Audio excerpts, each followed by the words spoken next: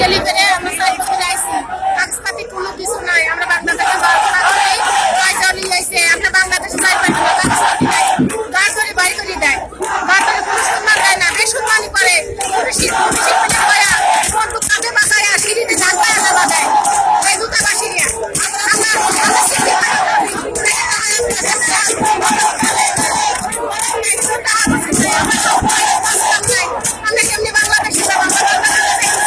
মাননীয় প্রধানমন্ত্রী, আপনি তো শুনলেন এই বন্ধের অবস্থা। দূতাবাস থেকে একটি ঘোষণা দিয়েছে $400 140 টাকা তাদের দেশে যাওয়ার জন্য আবেদন করতে হবে, কিন্তু $400 140 টাকা এটা কখনই সম্ভব না।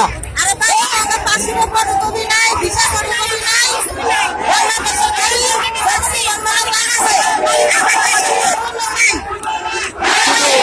এই মানুষগুলা শুধু আপনার খরচে দেশে যেতে চায়। মাননীয় প্রধানমন্ত্রী, এগুলো আপনার নাগরিক, আপনার দেশের লোক, আপনি যেভাবে হোক নিয়ে যাবেন, এটাই আবেদন।